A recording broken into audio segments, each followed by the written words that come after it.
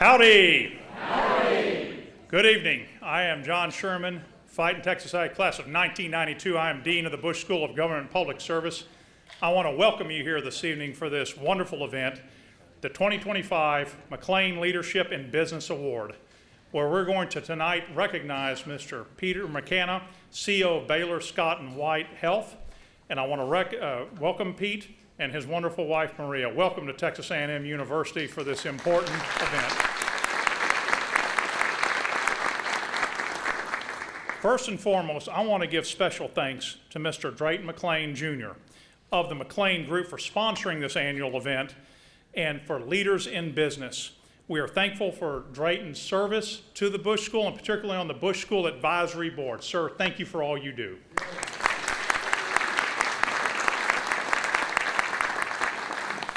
Now, I'm going to ask you to hold your applause, but I do want to recognize some special folks we have here. From the McLane Group, we have Greg Vierez, Isaiah Ponce. They're the Chief Financial Officer and Personal Assistant, respectively. We have a number of folks from Baylor Scott White. I'm not going to name all of you, but you're welcome. I'm so happy to have you here to recognize your boss for this. We have somebody who I consider one of the best bosses I ever had, former White House Chief of Staff, Secretary Andy Card, and his wonderful spouse. Yes, give him a big round of applause. And his wife, Reverend Kathleen Card.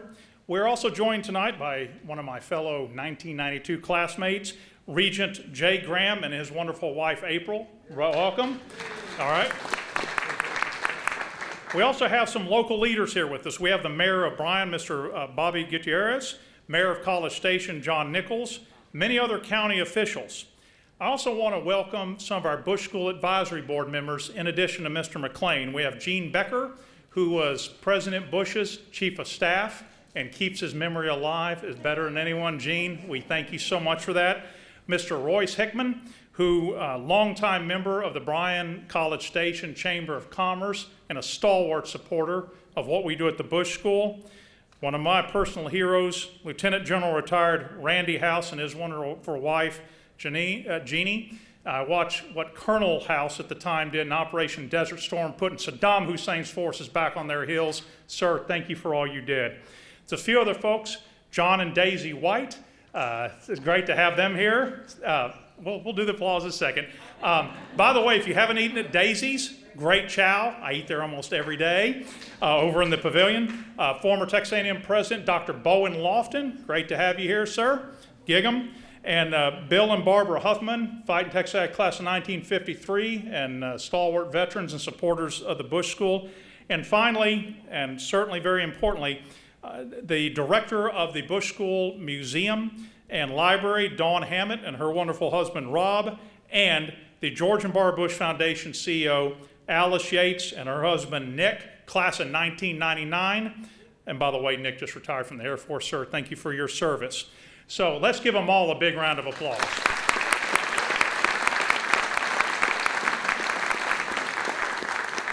Oh, and one other person, because I'm going to watch my wife, who is a sergeant major, and I saw him walking in, Coach R.C. Slocum, Fighting Texas Aggie football coach. Gig 'em! There you are, Coach. He was coach when I was here, and sir, you got it done on the sideline every single game, sir. Good to have you here. We're going to now watch a short video that highlights what the McLane Leadership Award is all about. I also want to thank Dr. Raymond Robertson and Jennifer and the rest of the team from the Mosbacher Institute for setting all this up. And when this is done, Alice Yates will come up here. So we're going to turn to the video now. Gig 'em and thank you. At the Bush School of Government and Public Service, we understand that business and public service go hand in hand, and that the responsibility for community enhancement falls on both local government and the private sector. Drayton McLane Jr. not only accepted that responsibility, he chose to champion it every day of his professional life.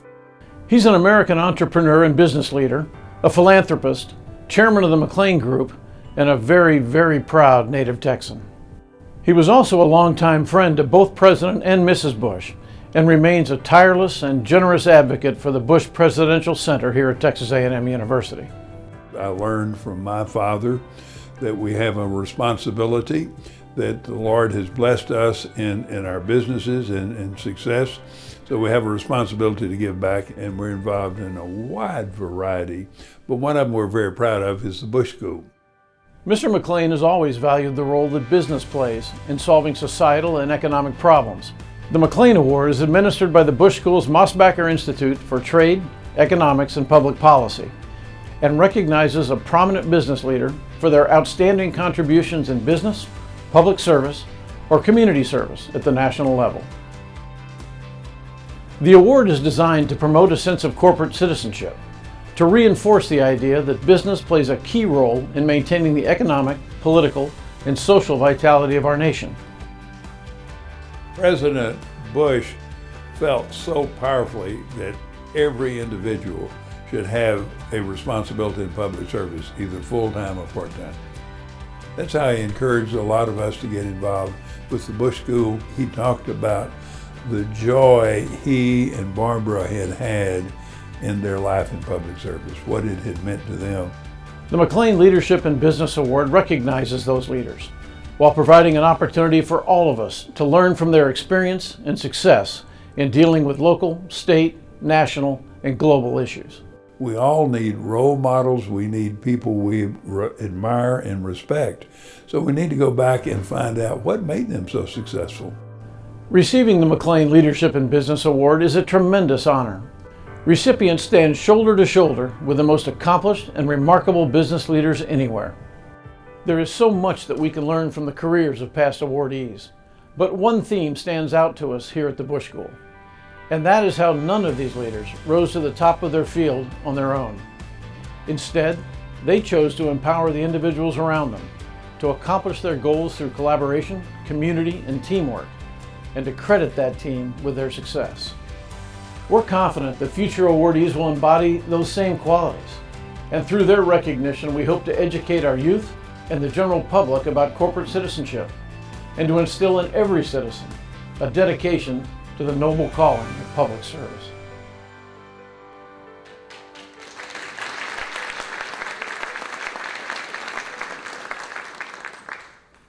Thank you, Dean, and what a wonderful video. If you couldn't tell from the photos, this event is always a lot of fun. And we have a little bit of fun before in the apartment. One of the most special moments is getting to see Mr. McLane be in that space where he spent so much time with President Bush and recount that friendship. So that was really special. Thank you for being here tonight, and thank you for what you do through this program. On behalf of the George and Barbara Bush Foundation, it's just a true pleasure. It's honestly a privilege to be here with you tonight. At the foundation, we're privileged each day. It's our honor to carry forward the values of President George H.W. Bush and Mrs. Barbara Bush. The recipients of the McLane Award exemplify the very same values of President Bush: honor, integrity, selfless service. And tonight is no different. We are especially fortunate to hear from one of the nation's leading voices in healthcare. It's my honor to introduce our distinguished guest for what I know will be a thoughtful and inspiring conversation. First, I get to introduce the guiding light of this conversation tonight and a dear friend of mine, Dr. Raymond Robertson. Dr. Robertson serves as director of the Mosbacher Institute, academic program director of the Bush School in Washington, D.C., a professor in the Department of International Affairs, and holder of the Helen and Roy Rue Chair in Economics and Government at the Bush School, a world-renowned expert in economics and trade. Raymond, tonight, I know that you are going to join us on the stage, but let me highlight our award winner. And I want to thank everyone from Baylor Scott White who came to be here and celebrate with us. I know there's a lot of you that aren't Aggies, and we said in the apartment, tonight is all about the Aggie hospitality. So we hope you walk away from this experience knowing how treasured you are on this campus for the public service that you have given to this state and to the industry of healthcare. Now it's my privilege to introduce Pete McCanna. Pete is the Chief Executive Officer of Baylor Scott White Health, the largest not-for-profit health system in Texas. With nearly 40 years of industry experience, Pete has been at the forefront of reimagining healthcare, making it more convenient, personalized, and focused on the well-being of patients and families. Beyond his leadership at Baylor Scott White, Pete serves as the inaugural board chair of Longitude Health and contributes his expertise on the boards of the University of Michigan Health, the Texas Hospital Association, and Catholic Extension. He earned his bachelor's degree in English from the University of Michigan and a master's in public affairs from our friends and colleagues down the road at the University of Texas in Austin, LBJ School. Please join me in giving a warm welcome to tonight's recipient, Pete McCanna.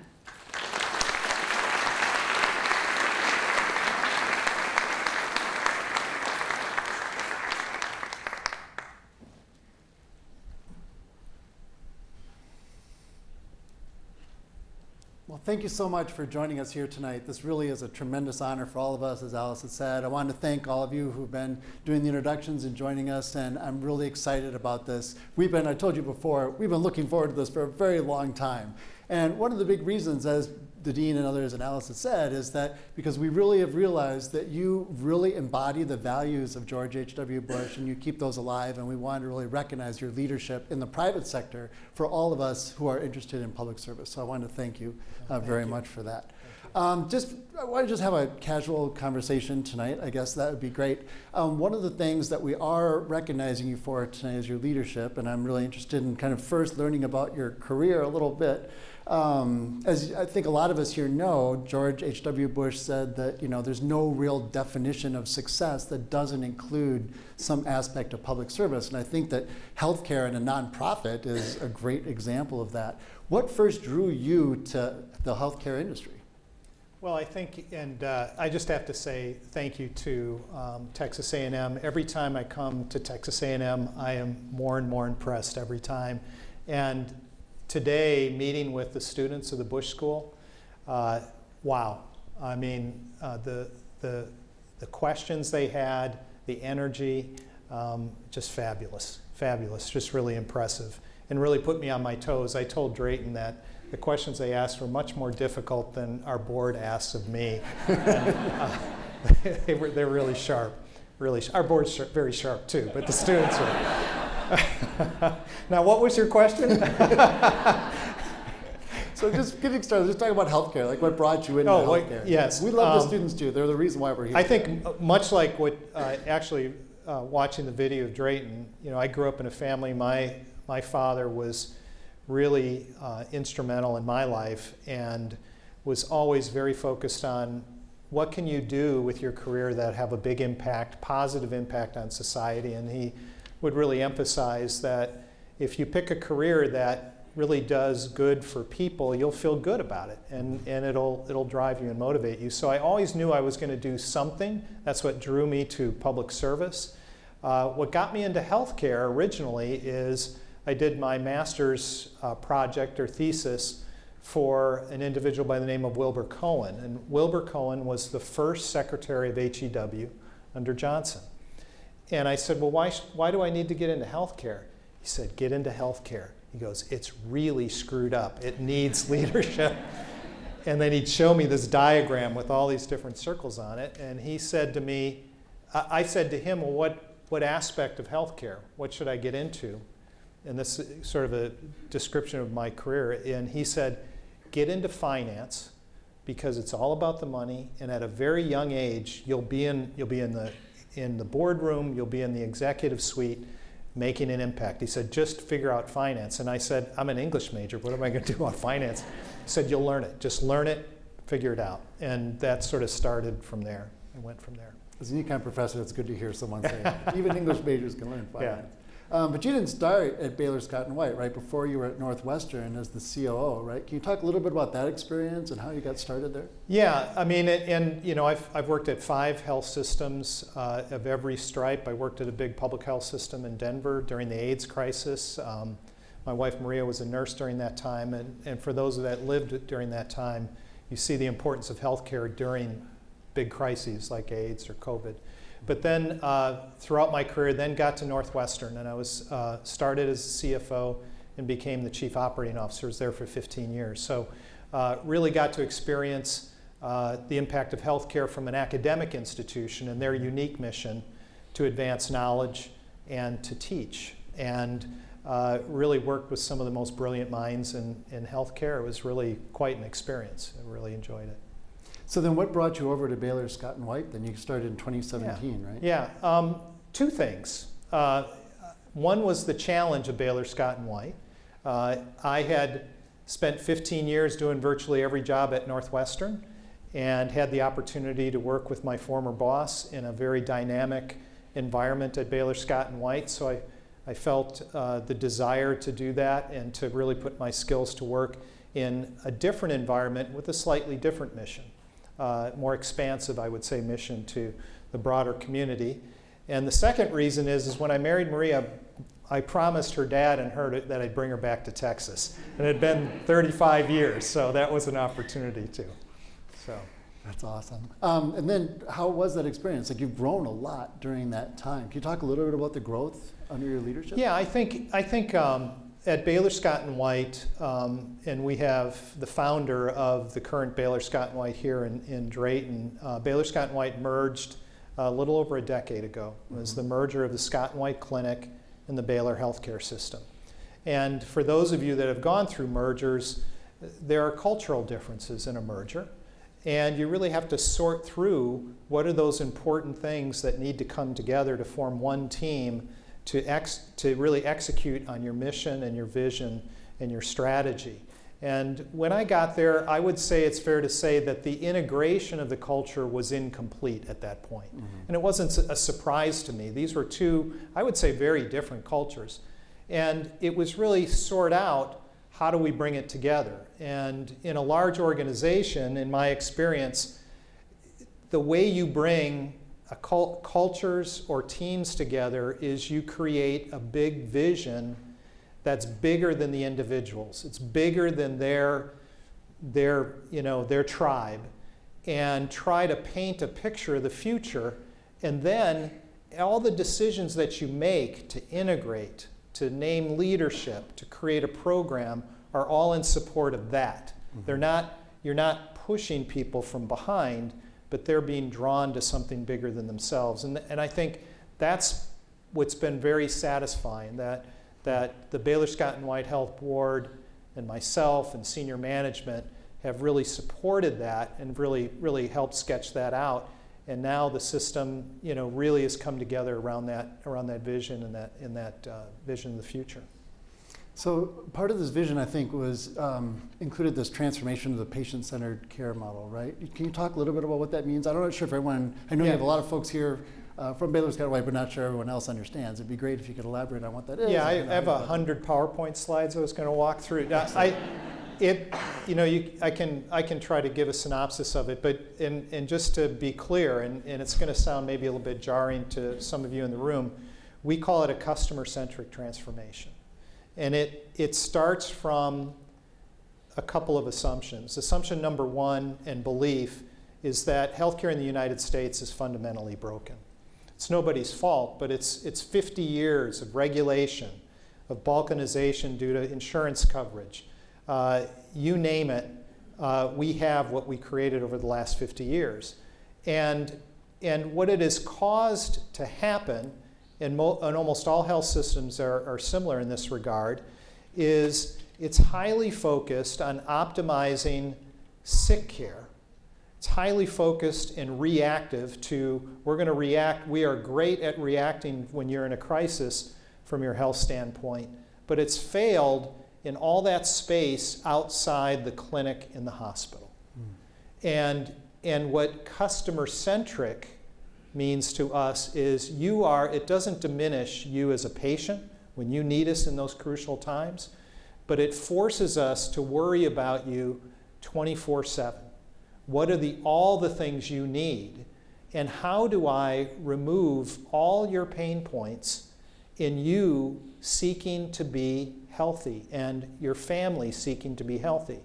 And with the new tools that we have today, in every other part of your life, you're empowered to manage your life and to do that. And our vision is to bring that to healthcare.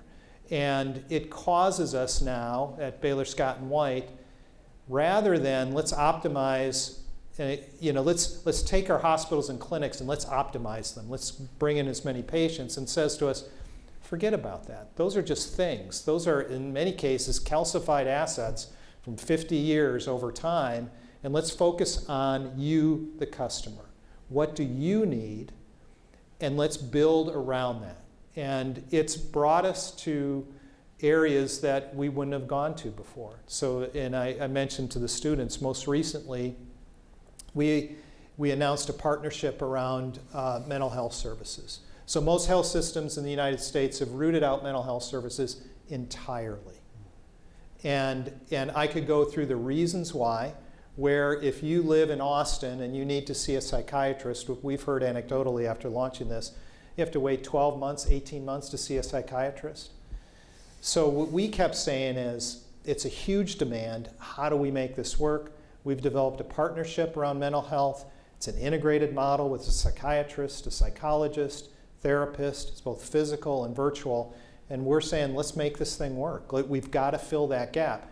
That's customer-centric. It's taking demand from the customer and then configuring our supply around what they need. Mm-hmm. And at the end of the day, we believe, and the research supports, by doing that, by empowering you to really manage your health, you'll have better clinical outcomes, you'll have lower cost, better health span. And for most of us in this room, and myself included, doing this is really personal. We've all had people in our lives who have had fabulous care maybe when they went to the hospital, but have struggled outside the hospital and struggled to really manage their health.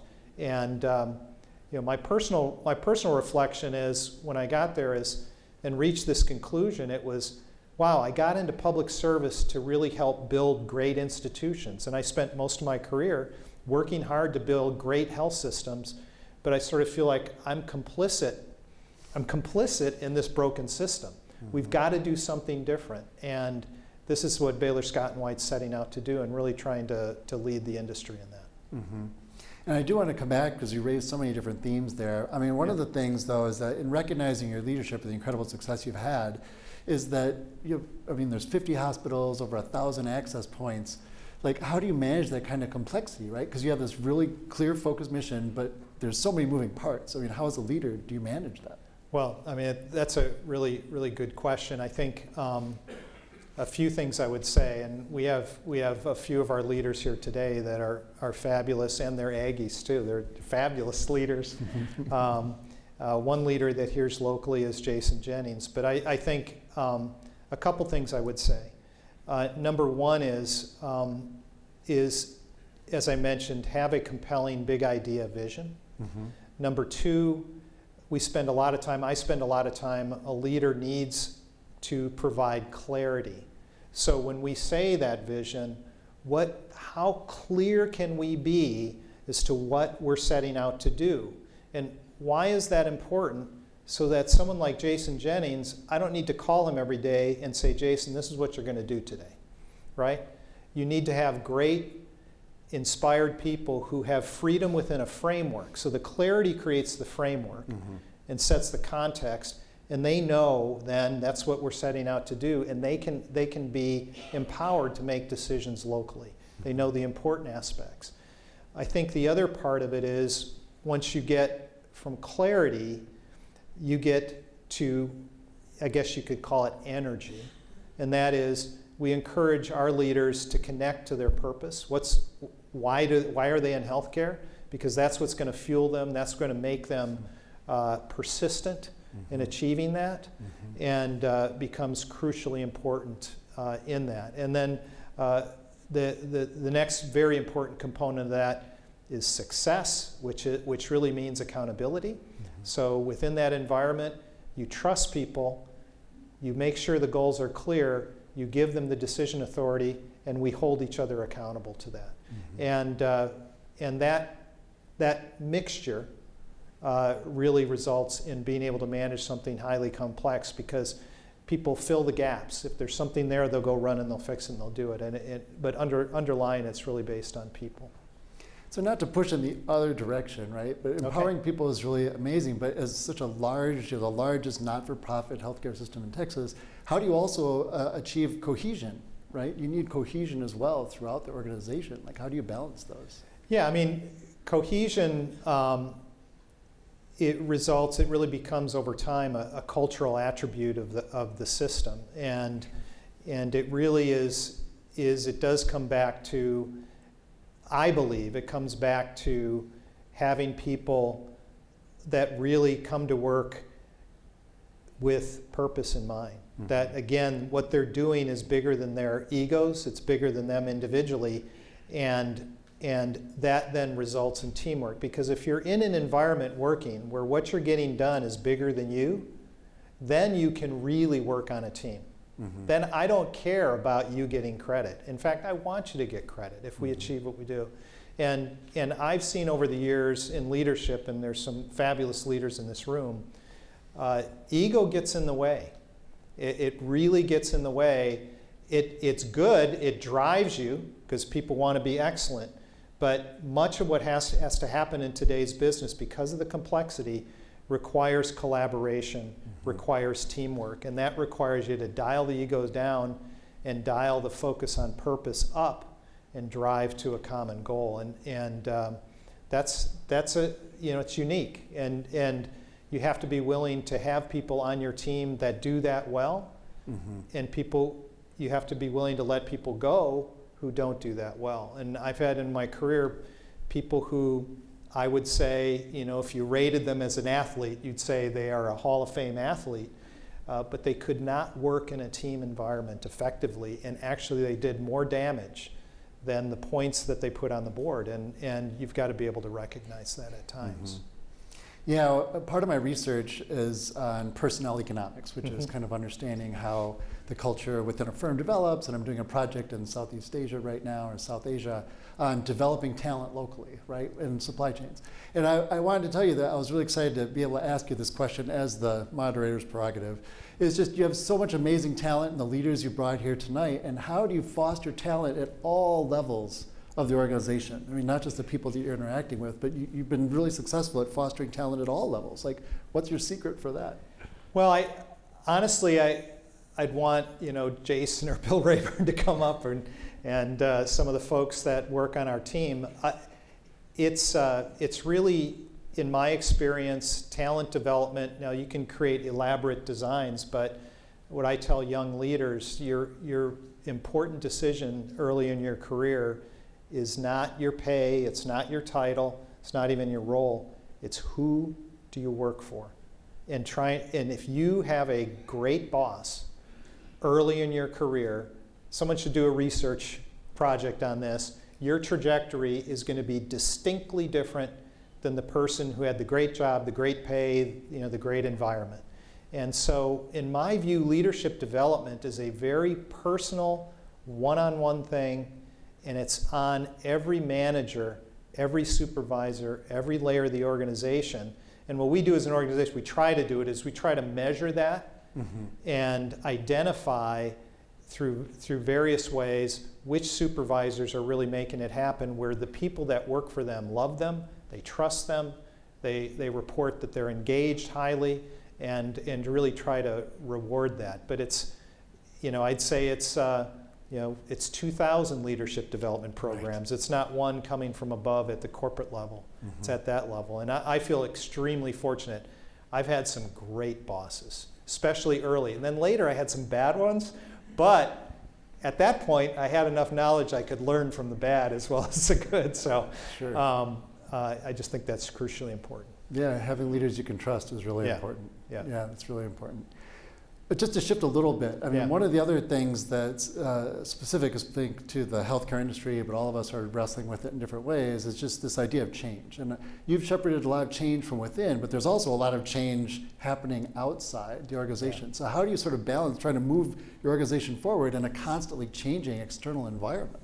Yeah, I think, one thing I wanted to acknowledge, relative to your question, and we talked a little bit about it a little bit earlier when I was talking to the dean, is, we're here at a government and public service school during a period where professionals in government and public service in the institutions that they work in are under direct attack.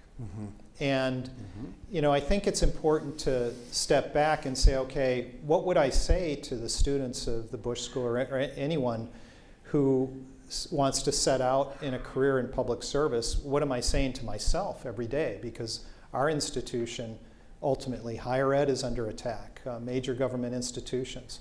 And I think it's important to recognize, you know, the period that we're in right now. This is not a political statement. It's a repeat of our history, that there is a populist movement today, right? And they have some similarities. It's a segment of the population that feels unheard or marginalized by the elite in the society. And the positive part is it's a catalyst for change. And we've seen it throughout history. The negatives, if it overheats or is over-energized, it results in scapegoating. It results in direct attack on institutions, and it results in attack on expertise. And generally proposes overly simplistic solutions to complex problems. Okay? So where does public service fit into that? In my view, it fits squarely in, as public servants, they are really the stewards of our values as a democracy, fundamentally. You know, the value of fundamentally of equality, of liberty, of the rule of law. No one is above the law. The rule of the people, that we have a democratic society and people vote and transfer that responsibility to someone else. And the value of pluralism in our society as a melting pot, as a place where different religions and different walks of life come together.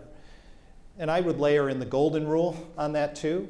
So as a public servant, you work from that value base and you say, how do I make it work?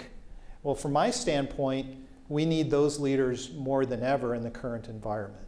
And that for them to function in a world where their institution's under attack, their expertise is under attack, I think they have to root themselves in those values. I think, and what I tell the students is, the other thing is really important, is to listen and empathize with everyone you interact with.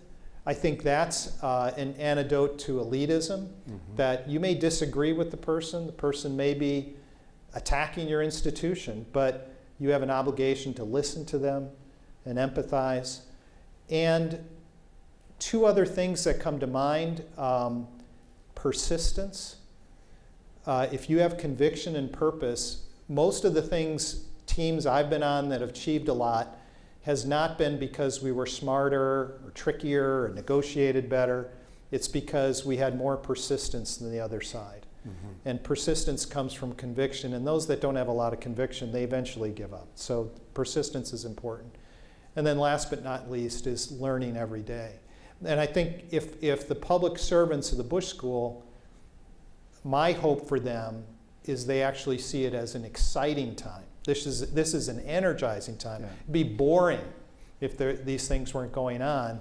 We need this school, we need them more than ever to really advance those values and ideals of democracy, hold true to them, but listen, be persistent, and hang in there. And we've seen these periods before in our history, and we'll see them again. So I'm an optimist.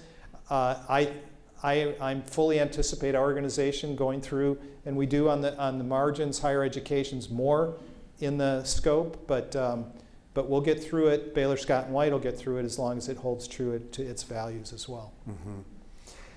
Yeah, one of the things that I was really interested in kind of hearing more about that, to let you elaborate more on that, is that one of the reasons why we're here, why you're here, is that we recognize that the integrated system that you've developed might serve as a great model for others, especially holding up as an institution, but also as service delivery. So how, you said you're optimistic and you're hopeful, like how can the model you developed, this integrated system, be a model for the rest of the country in terms of addressing healthcare issues, but also as one with an integrity of an institution? Yeah, I think a couple things that I talk about internally is if we can make our customer-centric vision work? And I really believe we can. If I'm persistent too, we stick to it long enough, we'll make it work. If we really can make it work, healthcare is really interesting. Is we're like lemmings in healthcare. Like if there's a really good idea, every other health system follows.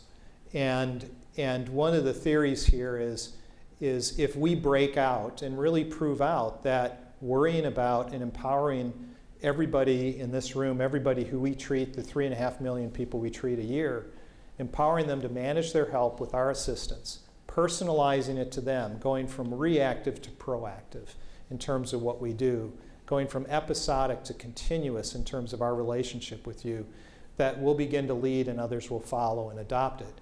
And the other hope I have is many of the tools that we're using to do that can be scaled. They're not all dependent on a small set of smart people.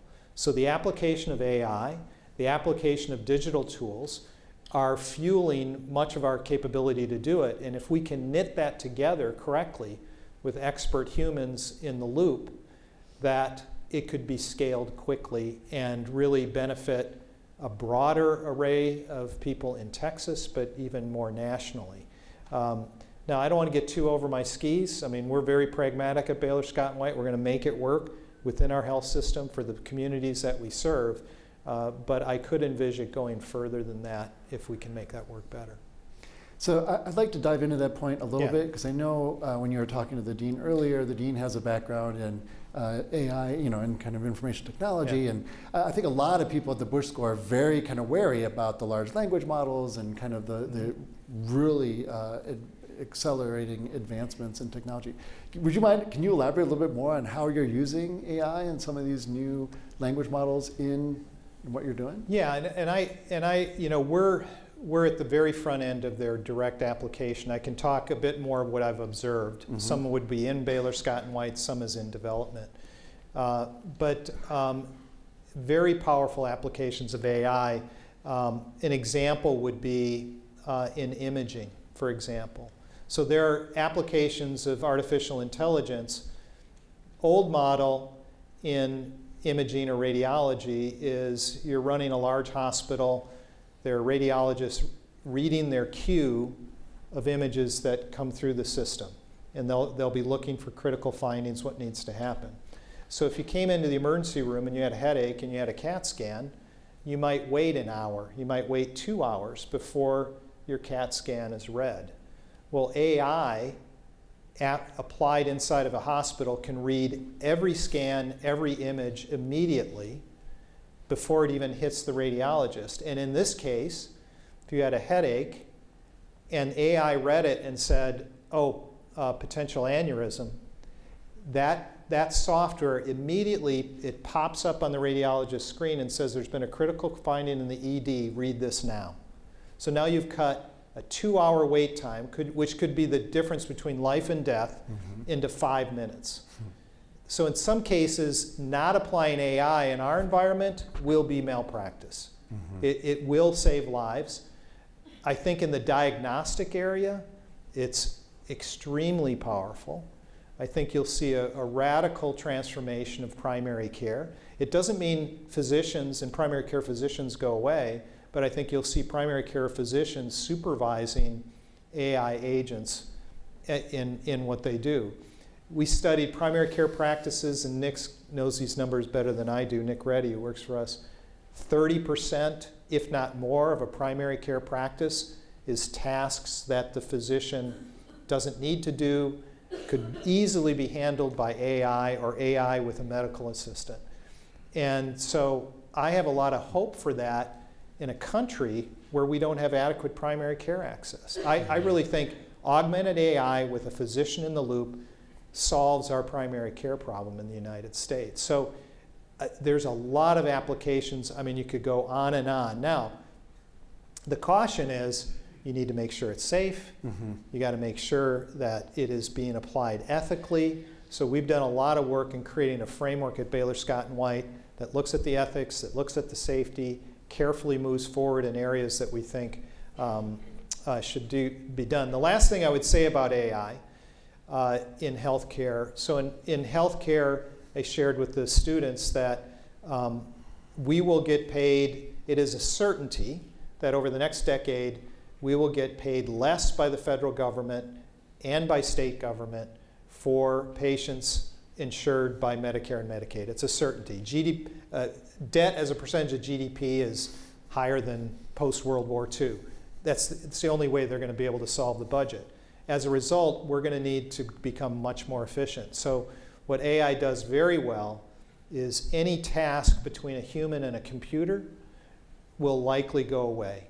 It will be done fully by AI, any of those tasks. And I think they're fully capable of doing it. It's really working with the workflow, the disruption to the labor force, and really working it within the culture and within the organization, and diffusing is the challenge. So that efficiency piece will be very important. Wow. Yeah, I think it's going to be transformative, and I think that's really important. Yeah. And I think one of the things our students are really worried about then is kind of where do they fit in this new world.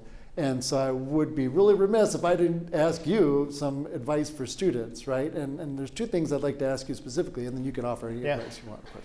But one is like for leadership skills in an environment that's changing, like what kind of leadership skills do you think our students really need to have?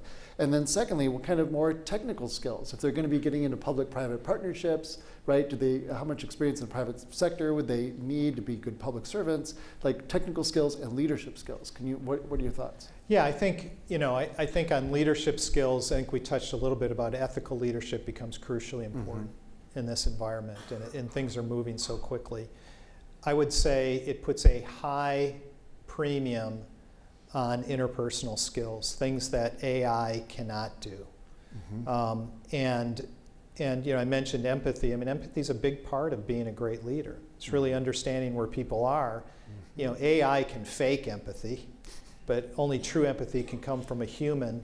And I think developing a curriculum and training around how that applies within a business environment, and how do you build effective teams, and how do you communicate with others becomes crucially important in that context.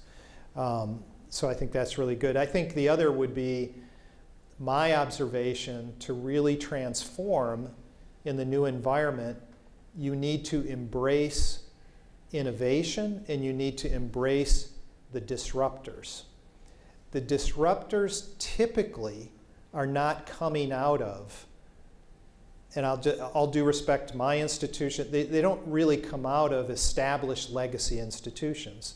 They're coming out of business, generally. Even the disruption that emanates originally from a university, there's some sort of spin-off business where capital is put at risk and there's urgency around solving a problem.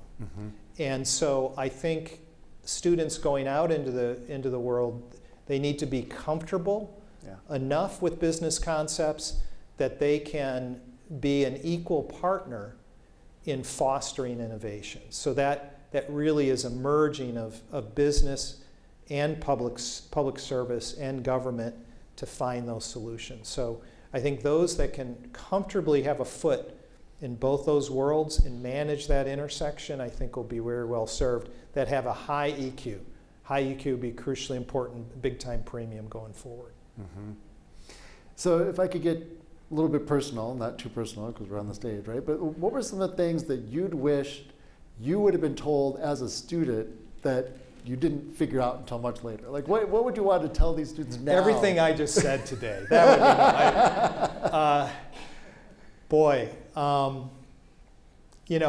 I think I learned a little bit the hard way. I think one thing I would say to the students is if you're really focused on learning, recognize that by getting your graduate degree, actually in the school of your career and the arc of your career, you've just completed first grade.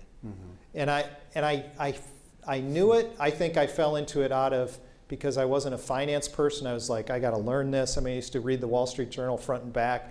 I took online. It wasn't online. I took a television accounting course with a textbook. I mean, I think that commitment, like I've got to learn every day. I'm learning.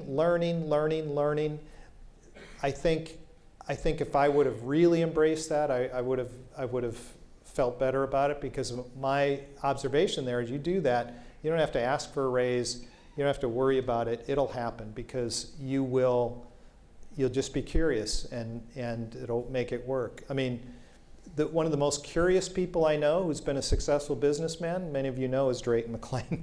Yeah. I mean, I meet with Drayton and he is asking me questions up and down. He is curious about everything. Mm-hmm. And I think most executives, again, this is going to sound right, they got to talk less, which I should talk less. They need to talk less and ask more questions, mm-hmm. and listen. And I think that's a big learning that I wish I'd have learned earlier mm-hmm. in my career.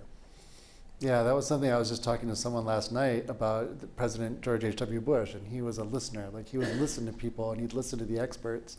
And that's why I was asking about sort of these technical skills, right? Because we want our students to be technocrats, we want them to have the skills. And I think it's great that having people that listen and listening yourself is really critical. Yeah, and I think too, they need to remember. I think the other part is remember how it was when you weren't in a leadership position. Mm-hmm. And you mentioned listening. What I find by asking questions, you're not even, as a leader, you're not only learning a lot, but the receiver is invited to share. The receiver is seen and heard. Mm-hmm. So there are all these other byproducts that come out of that, and I think that's a skill some people have. It's one that I haven't fully developed, but I think it's a really important skill for a leader over time. Mm-hmm. And so and when you're young in your career, it's actually easier because, it's assumed you don't know everything. So you can ask a ton of questions when you're young in your career and find out a lot of things. So. Yeah, that's really critical. Yeah. So study hard, students. That's what he's saying. That's totally true. Going back to this idea of public policy a little bit, I mean, one of the big tensions that I know you've faced, and you're talking about, being a good listener and understanding those tensions, is coming from your background of finance, is this tension between being financially solvent and being fiscally responsible, but also having this ethical responsibility to provide care. And I think in healthcare, that's especially salient. So if you kind of wrestle, how do you balance those two? Yeah, I personally found it great training for me in finance. And one of the reasons for that is finance it's so clean, it's so perfect and clean. It's so easy. Like, what the goal is. Yeah. Okay, so great financial minds, they'll lay out a plan and they'll say, in finance, say, what's the bottom line, right? What's the bottom line? And basically what it means is we have our object in mind, mm-hmm. and what are all the things we're going to do to get that? And all these are the means, this is the end. And my observation going from finance to operations to then strategy is it got muddled. As I moved over here, it got really muddled. Like, what are we doing? Like, what is our goal? What ultimately are we setting out to do? So I found it, and how are we measuring it? Like, mm-hmm. how do we know? And I found it empowering for me to ask those questions, and found it a real assistance in taking large institutions and really answering those questions up front. What are we setting out to do? Mm-hmm. And who is our stakeholder? Is it our customer, or is it you, or is it our process? I used to call it, stop having all this process love. We fall in love with our processes, we fall in love with our institutions, and we forget about what we're supposed to do. And I found finance provided that clarity, and I think it's incumbent upon any leader, as I mentioned earlier, clearly set out what are we setting out to do. And our environment is, what are customer pain points? What are they? Let's describe them. Mm-hmm. Where did you get the data that supports that? What are their priorities? Okay, which 5 are we going to execute to? We got the 5? Okay, what are the hundreds of things over here we're going to do that? And to do this, you need money. Mm-hmm. And in a not-for-profit organization, it doesn't come from the sky. It doesn't come through subsidy. We have to earn it. So we at Baylor Scott White, we're a bit unapologetic about it. We have a budget. That budget has earnings in it. And the difference between us and a for-profit is every single penny of those earnings gets plowed back into achieving this. Mm-hmm. And if this is the right thing, it's the right thing to do. So mm-hmm. it's just that clarity. That clarity is really important. That's great. Yeah. I know you've alluded to this a couple times, but I think especially today, it'd be really wonderful to hear your idea of kind of what's happening now that really gives you hope, especially either in healthcare or generally, right? I mean, where you derive your hope from? Because I know you've given us lots of hope about the future. I mean, I feel that already for me, but. Yeah, there's just so many things that give me hope. One is meeting with your students gave me hope. I would say there's just some fabulous people at Baylor Scott White that have a deep sense of purpose that give me hope. I think the technological change, which I think is the greatest technological change, really, and not to be hyperbolic, but in human history, what we're going to see here. And I think if you couple that with very ethical, values-driven, purpose-driven individuals, our society can be better. We have a lot of suffering in our society, and if we can direct some of these improvements to reducing that suffering, we will have a better society. Will it be bumpy along the way? It'll be really bumpy along the way. And again, it's incumbent upon institutions like Texas A&M to train future leaders, because we don't get there without that. We do not get there without that. And the persistence and the durability of institutions like this one become probably one of the most important elements. We're doing our best. Yeah. We're definitely doing our best. Yeah. Are there any other, I don't know if you'd be willing to comment, are there any other public policy challenges that you think could be addressed to help us serve the most vulnerable? Well, I mean, I can speak in healthcare. Yes. And you know, a specific item that I'm worried about is in our healthcare system, in the U.S. healthcare system, one of the major factors that frankly makes it more expensive for employers, so I think it's bad for business, and I would say there's a moral imperative attached to it, is the fact that we have the uninsured in the United States. And I'm not promoting a government-run health system, but I do think this issue of universal access for every person in the United States is important. And employers today, as I mentioned, pick up the tab. And it hurts American business that's not there. It's more expensive over the lifespan of an individual if they don't have insurance coverage. And specifically, we've got a part of access to health insurance in the Affordable Care Act that is for low-income people who want to buy insurance. These are working people who want to buy insurance. The subsidies for them expire at the end of this year. And in Texas alone, that'll be about 1 million people becoming uninsured in Texas. And when that happens, those 1 million people do not seek health care until they're really sick. And so I think as a policy, and this isn't Democrat or Republican, I just think if you do the policy analysis on that particular problem, you're going to get to the same conclusion. I think the debate is, how do you get to universal access? How is it done? In my view, whether it should be done is a different question. And I really believe it should be. I think just like public education, you should have access to insurance so that if you get really sick, or if you want to maintain your health and your health of your family, you have the means to do that. So I think that's crucially important. But I think we get hung up in, we mix things up. So, or there's just, it gets muddled. You know, as I mentioned, I do think the profit motive and efficient allocation of capital and competition, all that is crucially important to have the highest functioning health system in the United States. I think you can achieve that, but still give people universal access to insurance. Yeah, thank you very much. I was wondering, I'm not being rude, I'm not checking my email, just so you know. But we did have the QR code on the program, so I wanted to make sure that we got the audience to ask questions. So I'm going to take a couple of these. They went to my phone. That's okay. Yeah. So with the workforce, I believe you. Okay. I just worried about it because I sometimes in class students pull out their phone with a similar excuse. Yeah. And it doesn't, okay. With the workforce contracting under efficiency, how can young people enter the workforce and gain the institutional knowledge that comes from entry-level positions that are increasingly vanishing? That's a great question. That's a fabulous question. Yeah. I think, going back to our, there's this, you hear this adage now, I didn't lose my job to AI, I lost my job to someone who knows how to use AI.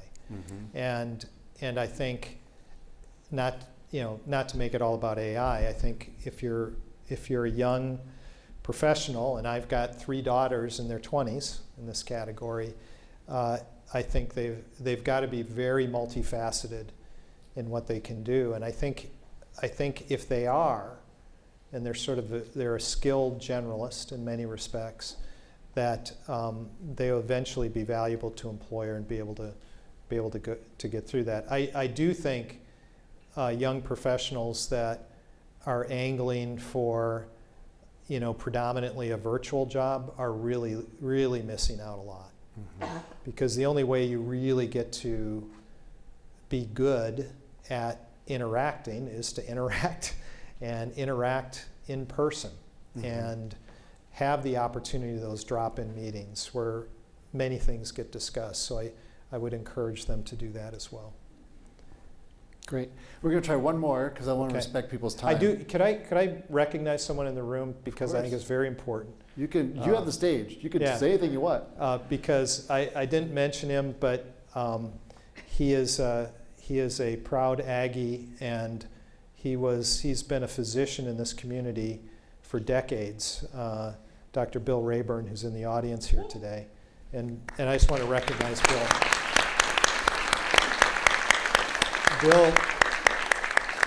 Bill built our facility and our operation here along with Jason Jennings, and Bill is the chairman of our board. And I can say, and you're going to say, well, he's just saying this because he's chairman of the board, but Bill is the best chairman of the board I've ever encountered. Wow. And my wife can attest to this when I talk about Bill. And he must have gotten a great education because Bill is one of these people who listens and rises above ego, and our organization has been very well served by him and Bill as the chair of the board. So I just want to recognize him here, and I know he's part of this community. So awesome. Yeah.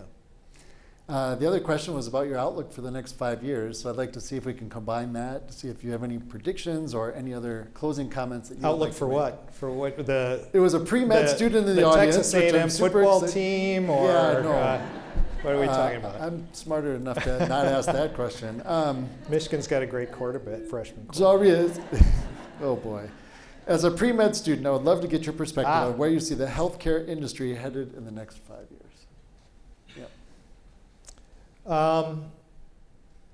Well, what immediately came to me is, and we have a big relationship with the Texas A&M Medical School. We train medical students as well as residents. I think you're going to see a huge change in medical education, massive change. I mean, if you look at, of all of our professions, I would put law in this category as well. It's all based upon individual expertise and knowledge, the curriculum. Well, all that is blown out of the water when it comes to AI, and it really changes the curriculum of how does a physician maneuver in this new environment. They are, in no way are they obsolete, but there is a complete change for some of our professions. And I think that will permeate healthcare, of how the smartest people, the people who are the smartest in your elementary school class were ones who became doctors. I mean, those individuals, their jobs are going to change. All of our jobs are going to change in this environment. So I think adaptability, institutions, individuals who are adaptable and who embrace the change will make a difference. And in the next 5 years, you're going to see that disruption occur. Maybe it's 10 years, but the pace of this change is a lot faster, and many say it's a lot faster because if you look at these technological changes, they all build on each other. So you got the PC, then what was after the internet accessed the PC, and then you've got cloud computing, which relied on the PC, then you have mobile phones and now you've got AI that relies on all that. So it'll move pretty quickly, and I think that will make its way through healthcare. The funding issue will always be with us. Yeah, it's a certainty, as I said, that we will have enormous cost pressure. I think that'll cause consolidation in the industry, that's what we're going to be dealing with. It's going to be technological change and funding. Well, I wish we had another hour, to be honest. I have lots more questions to ask, but I want to move on and thank everyone for joining us tonight. Please join me in thanking our speaker. Thank you. Now I'd like to call up Drayton and John and Alice. Please come and join us on stage for the presentation.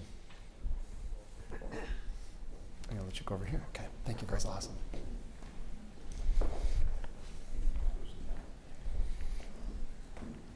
Is my role next? Yes, sir. Yes, Oh, sir. great. If I could just take a minute and to thank John and Alice. They organize this each year, and it really have done a great job. So congratulations to you all. And I look over here and see where it talks about the George and Barbara Bush Foundation. They would be so proud of this program today, and Pete, they would be very proud of you being a recipient of this award, because they stood for the highest point of integrity and honesty, but empowering and making people's lives better. So it's just great to be involved in this process. I've been in a lot of businesses over a long period of time. The most complicated business in the world is healthcare. I thought Major League Baseball was complicated one time. And compared to that, or the food industry that I've been involved in for over 60 years, the healthcare is the most complex business, and everybody's involved. And in a business, you try to appeal to a certain segment of the population. In healthcare, it's everyone. And it's advancing so fast of what it can do for us, and you certainly have talked about that with AI, and it's going to go even farther. I like to tell people, remember the old nursery rhyme? We're putting Humpty Dumpty back together again. And that's really where healthcare is today. It is so advanced. It's a complex industry, getting the finance to deal with it, and it takes great leaders. And I think that's one of the roles of the Bush School, is to prepare people in public service. That's really what healthcare is all about. And so to Pete, I've gotten to know Pete over the years, and thank you for your leadership. You're an inspiring person to work with. You're a person of great integrity. Baylor Scott and White merged together, and both were started before the 1900s, and their mission was Christian mission of healing. And that's still the mission of Baylor Scott and White, and Pete has done a great job of doing that. So congratulations. And we have a big award, and you have to be strong in order to support it.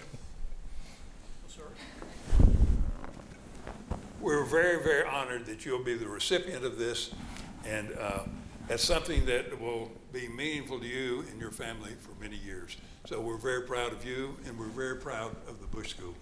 Thank you. Thank you very much.